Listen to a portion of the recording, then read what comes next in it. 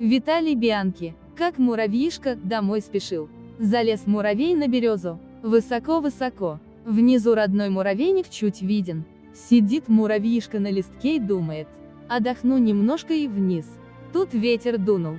Сорвало листок с ветки, а на листке – муравей. Летит муравьишка на листке через лес, через реку. Качается, чуть жив от страха. Бросил ветер листок на камень, муравьишка себе ноги отшиб. Как теперь, думает, домой попасть? У муравьев ведь строго, только солнышко на закат все домой бегут. Сядет солнце, муравьи все ходы и выходы закроют и спать. Глядь, рядом гусеница-землемер. Землемер, землемер, свези меня домой, у меня ножки болят. А кусаться не будешь? Кусаться не буду. Ну, садись, подвезу. Муравьишка вскарабкался землемеру на спину. Тот изогнулся дугой, задние ноги к передним приставил, хвост к голове. Муравьишка к небу. Потом землемер выпрямился как палка, лег на землю. Опять в дугу согнулся.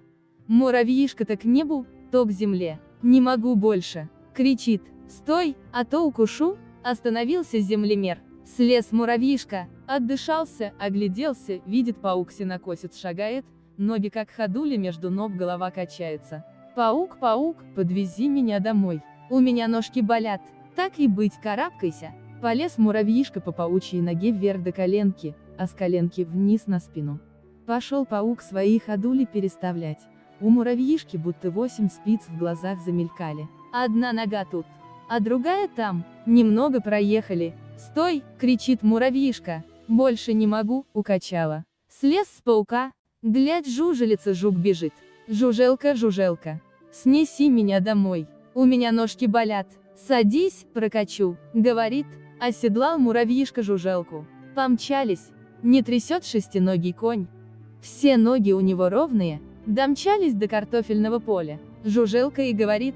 «Слезай, по грядкам я не могу прыгать. Другого коня бери». Глядь, на грядке жучок-блошачок.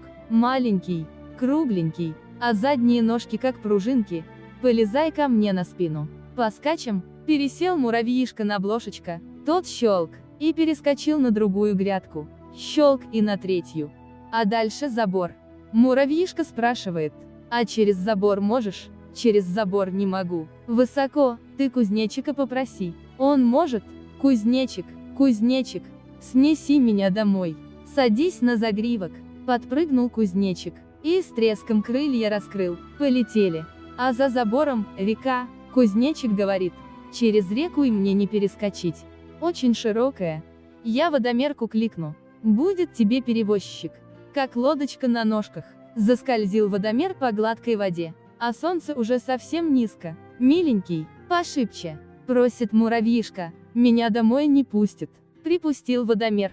Живо на том берегу очутился. А по земле мне трудно. Говорит, ноги не скользят. Ищи себе другого коня. Видит муравьишка, над рекой лес высокий.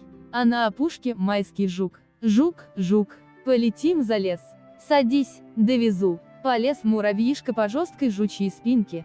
«Полезай на голову», — говорит жук. «Дяденька», — просит муравьишка, — «поскорей, миленький, поживей». Жук поднял жесткие крылья. Заработал тонкими крыльями. Понеслись, а солнышко уж по пояс в землю ушло. А вот и береза знакомая, а под ней муравейник. Сел жук на березу и говорит. «Я на муравейник. Не полечу, уж больно вы, муравьи, кусаетесь». Видит муравьишка, на листке гусеница сидит. «Гусеница, гусеница, спусти меня домой». «Отстань, видишь, дело делаю, пряжу приду». Все меня жалели, никто не гнал, ты первая. Не удержался муравьишка, ринулся на нее, да как куснет. Гусеничка, кувырк с листа, да так на паутине шелковинки и опустилась на муравейград. В муравейнике уж все ворота на запоре. В последнее муравьишка скользнул, тут солнышко и зашло.